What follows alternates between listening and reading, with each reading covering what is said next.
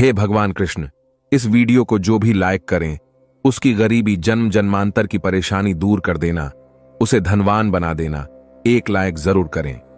पापी लोगों को पाप करते देख भगवान चुप क्यों रहते हैं? दोस्तों, आज का विषय बहुत ही महत्वपूर्ण है। यह वीडियो सबको ध्यान से सुननी चाहिए और वीडियो में बताई गई बातों पर जीवन में अमल करना चाहिए। यह वीडियो लाखों लोगों की सोच बदलने वाली है। आपको इसे सिर्फ पूरा सुनना होगा और ध्यान से सुनना होगा। वीडियो का टाइटल है कि पापी लोगों को पाप करते देख भगवान चुप क्यों रहते हैं। दोस्तों, अक्सर हमने लोगों को कहते सुना है कि यह आदमी बड़ा अच्छा था, भगवान ने इसके साथ बहुत बुरा किया। कई जगह यह कहते सुना है कि अरे वो तो बड़ा दुष्ट और हैवान प्रवृत्ति का आदमी है, वो हमेशा लोगों के साथ अत्याचार करता है, भगवान उसे कभी दंड नहीं देते, वो तो धन दौलत से बढ़ता जा रहा है। आखिर ये सब भगवान को दिखाई नहीं देता क्या? भगवान अपनी आंखों के सामने पाप होते हुए कैसे देखते रहते हैं? इस प्रकार तो लोगों का भगवान पर से विश्वास ही उठ जाएगा। दर्शकों, इसके लिए मैं आपको दो कारण समझाऊंगा कि भगवान पाप होते हुए कैसे देखते रहते हैं। तो चलिए पहले सुनते हैं ये छोटी सी कहानी। दर्शक बंधु, किसी गांव की बात है। उस गांव में भगवान विष्णु का एक बहुत ही सुंदर मंदिर बना हुआ था।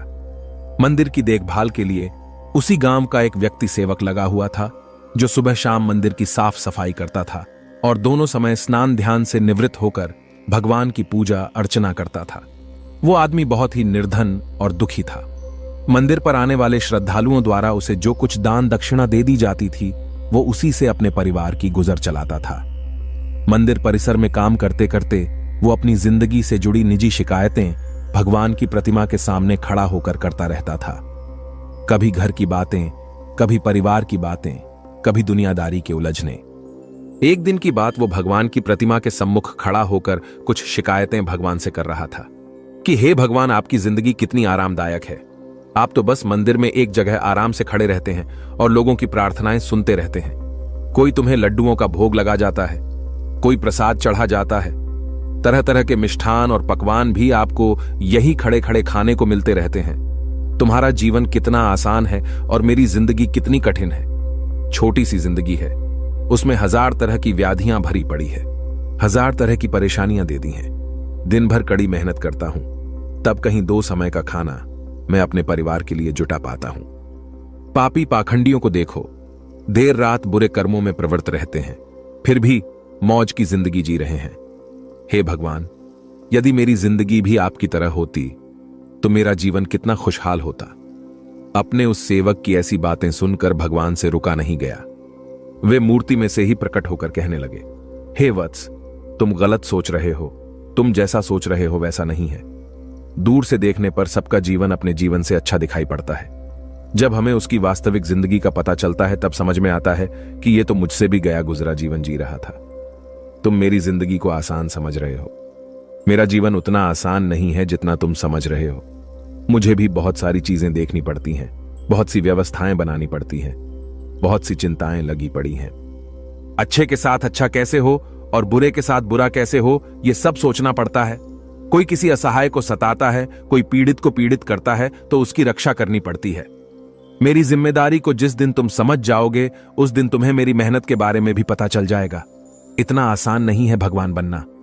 जिस तरह एक पिता बनकर मनुष्य अपनी संतान के प्रति अपने दायित्व को निभाता है, उनके दुख सुख अच्छे बुरे का ख्याल रखता है, उसी तरह मुझे भी तुम सबका ख्याल रखना पड़ता है। इतनी सारी जिम्मेदारियों को एक साथ निभाना आसान काम नहीं है। भगवान की बात सुनकर भक्त बोला, हे भगवान जी, ये आप कैसी बातें कर रहे हैं? आपका काम तो सचमुच में बड़ा आसान है। जिस तरह पूरे दिन आप खड़े रहते हैं, तुम्हारी तरह मैं भी पूरे दिन खड़ा रह सकता हूं। इसमें क्या बड़ी बात है? भगवान बोले, बेटे, मैं फिर कहता हूं, तुम नहीं कर पाओगे। मेरे इस कार्य में बड़े धैर्य की आवश्यकता पड़ती है और मनुष्य में इतना धैर्य नहीं है कि वो परिणाम घोषित होने तक रुक पाए। मनुष्य के अंदर ये कमजोरी होती है कि वो थोड़ा सा सुख पाकर घमंड से भर जाता है और जरा भी दुख पड़ गया तो टूट कर बिखर जाता है। वो अपने धैर्य को बनाकर नहीं रख पाता। भक्त बोला, अगर ऐसी बात है तो आप मुझे एक दिन के लिए अपनी जिंदगी जी लेने दीजिए, फिर आप जैसा कहेंगे मैं वैसा ही करूंगा। दर्शक बंधो, भगवान ने उसे बहुत समझाया, पर वो बड़ा जिद्दी था। उसने एक नहीं मानी। भगवान ने भी सोचा कि चलो मैं इसे एक दिन के लिए अपनी जिंदगी दिए देता हूं। कुछ लोगों पर उपदेशों का प्रभाव नहीं पड़ता, वे संसार के थपेड़े खाकर ही सही राह पकड़ते हैं। भगवान ने कहा, ठीक है बेटे, एक दिन के लिए मैं तुम्हें भगवान बनाता हूं और तुम्हारी जिंदगी में जीता हूं, फिर देखते हैं कि तुम मेरा काम किस ढंग से करते हो। और हां, मेरी जिंदगी जीने के लिए तुम्हें कुछ शर्तों का पालन करना होगा। भक्त बोला, हे भगवान, मैं तुम्हारी सारी शर्तें मानने को तैयार हूं, बताइए क्या है तुम्हारी शर्तें। भगवान बोले, बेटे सुनो, मंदिर में रोजाना बहुत से लोग आएंगे जाएंगे, जिसमें अच्छे भी लोग होंगे और बुरे भी, क्योंकि भगवान पर तो सबका ही अधिकार होता है। यदि किसी पिता का एक बेटा निकम्मा निकले तो क्या वो पिता उसे अपना बेटा नहीं बताएगा? इसी तरह अच्छे बुरे दोनों लोग मेरे बेटे हैं, पर परिणाम मैं उनको उनके कर्मों के अनुसार ही देता हूं। भगवान बोले, बेटे, जब तुम भगवान बनकर मेरे स्थान पर खड़े होगे तो तुम्हें अच्छा कहने वाले लोग भी आएंगे और बुरा कहने वाले भी आएंगे। तब तुम्हें चुपचाप उनकी बातें सहन करनी है और धैर्य के साथ उनकी बातों को सुनना है और उनके अच्छे बुरे कर्मों को देखना है। तुम्हें अपनी तरफ से कुछ भी नहीं कहना है, चाहे कुछ भी हो जाए। भक्त ने कहा, ठीक है भगवान, मुझे तुम्हारी सारी शर्तें मंजूर है। दर्शक बंधु, अब तो भगवान ने उस भक्त से एक दिन के लिए जिंदगी बदल ली। एक दिन के लिए उसे भगवान बनाकर मूर्ति में विराजमान कर दिया और स्वयं सेवक बनकर मंदिर की सेवा करने लगे। हुआ ये, जब 1-2 घंटे का समय बीता तो क्या देखते हैं कि शहर का एक धनी सेठ उस मंदिर में माथा टेकने के लिए आता है और वो भगवान के आगे हाथ जोड़कर प्रार्थना करता है कि हे ईश्वर, मैंने करोड़ों रुपए लगाकर एक बहुत बड़ी फैक्ट्री का निर्माण कराया है। मुझे आप ऐसा आशीर्वाद दीजिए कि मेरी फैक्ट्री खूब तेजी से चलने लगे और मैं उससे खूब सारा धन कमाऊं। दर्शकों, वो सेठ अपनी बात कहने के बाद माथा टेकने के लिए नीचे के लिए झुका तो उसकी जेब से पैसों से भरा बटुआ निकलकर जमीन पर गिर पड़ा। उसे अपना बंटुआ दिखाई नहीं दिया। वो वहां से उठकर जाने लगा। उधर मूर्ति में विराजमान भगवान का भक्त ये सब देख रहा था। उसने देखा कि अरे, सेठ का बटुआ तो यहीं पर रह गया। एक बार को तो उसके मन में आया कि क्यों ना इस सेठ को आवाज लगाकर उसे कह दूं कि उसका पैसों से भरा बटुआ तो यही छूटा जा रहा है। लेकिन फिर उसे भगवान की शर्त याद हो आई कि भगवान ने कहा है कि चाहे अच्छा हो या बुरा, तुम्हें बोलना नहीं है, तुम सिर्फ उसे देखते रहना। यही सोचकर भगवान बना हुआ वो भक्त चुपचाप खड़ा देखता रहा। तभी उस मंदिर में एक बड़ा ही गरीब आदमी आता है। वो गरीब आदमी भगवान की प्रतिमा के सामने खड़ा होकर कहता है, हे भगवान, मैं बहुत गरीब आदमी हूं। इस गरीबी में मैं बड़े दुख का जीवन जी रहा हूं। परिवार का पेट पालना भी मुश्किल हो रहा है।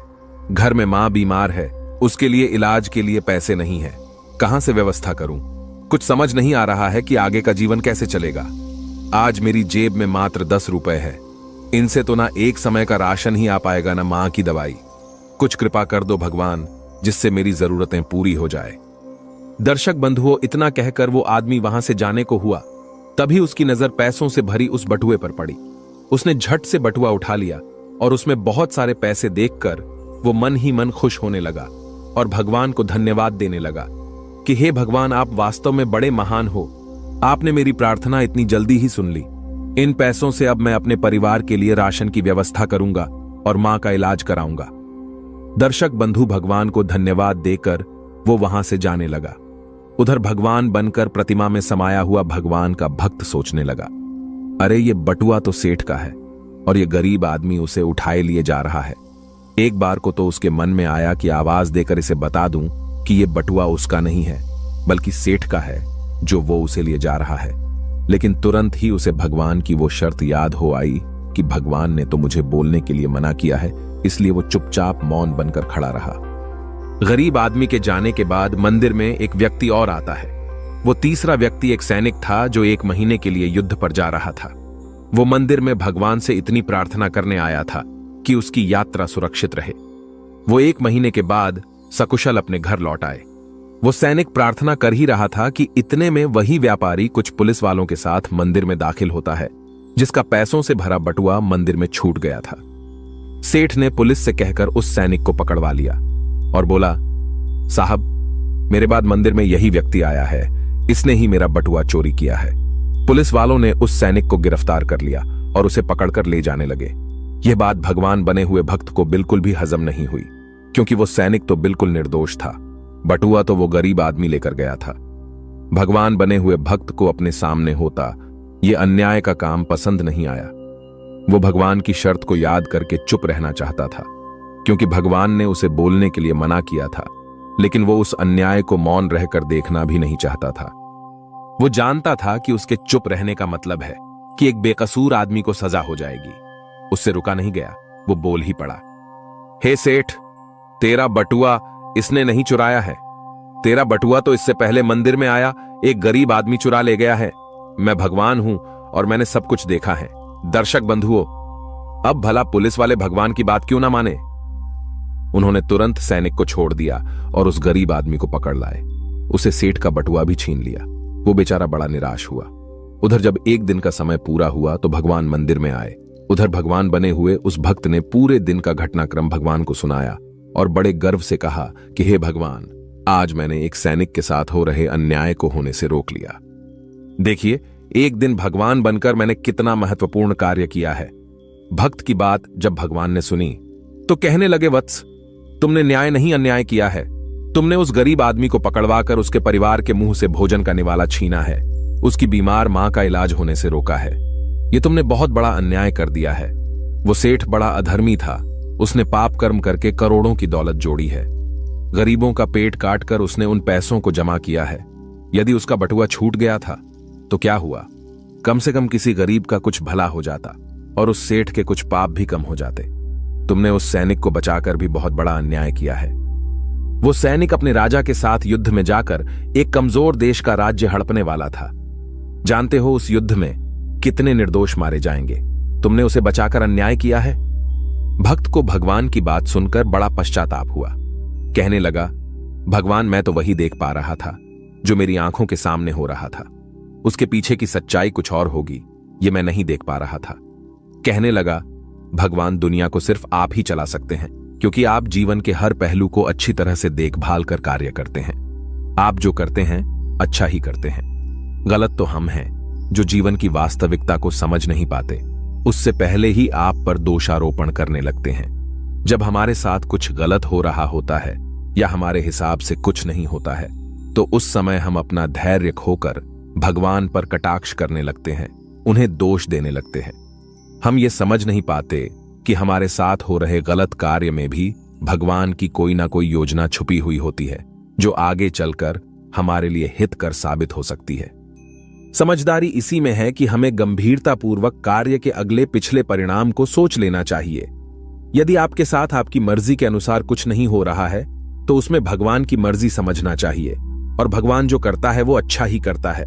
दर्शक बंधुओं, अब बात करते हैं उन दो कारणों की जिनकी वजह से भगवान पाप होते हुए देखकर चुप रहते हैं। पहला कारण तो यह है कि भगवान तब तक आपकी मदद नहीं करेंगे जब तक आप दुनिया वालों पर आश्रित रहेंगे। जिस दिन आप भगवान पर निर्भर हो जाएंगे वे आपकी मदद के लिए जरूर आएंगे। दुनिया वालों पर और परिवार वालों पर आश्रित होने के कारण भगवान ने द्रौपदी की भी लाज नहीं बचाई थी। जब तक उसे लग रहा था कि मेरे बुजुर्ग भीष्म, पितामह द्रोणाचार्य, कृपाचार्य विदुर और मेरे 5 शूरवीर पति मुझे अपमानित नहीं होने देंगे, तब तक उसने भगवान को याद नहीं किया, और ना तब तक भगवान श्री कृष्ण उनकी मदद के लिए आगे आए। वे तो इंतजार देख रहे थे कि द्रौपदी कब अपने परिवार वालों को भुलाकर मुझे पुकारें और मैं जाकर उसकी लाज बचाऊं, और हुआ भी यही। परिवार की आस छोड़कर द्रौपदी ने अंत में भगवान कृष्ण को ही समर्पित हुई और उन्हें आवाज लगाई। तब भगवान ने बिना देरी किए उसकी लाज बचाई। दूसरा कारण है, भगवान प्रारब्ध कर्म भी देखकर चलते हैं कि किसको कहां पर किस कर्म का दंड मिलना चाहिए, किसको किस कर्म का फल मिलना चाहिए। वे आपके अगले पिछले सारे कर्म को देखकर हिसाब किताब करते हैं। उसी के आधार पर अच्छा बुरा हो जाता है। भगवान को समर्पित होकर चलिए, आपका कभी भगवान बुरा नहीं होने देंगे। दर्शक बंधु, ये कहानी आपको पसंद आई हो तो वीडियो को लाइक करना और चैनल को सब्सक्राइब करना। मिलते हैं अगली कहानी में नई ज्ञान चर्चा के साथ। आप सभी दर्शकों का बहुत बहुत धन्यवाद। जय श्री कृष्णा।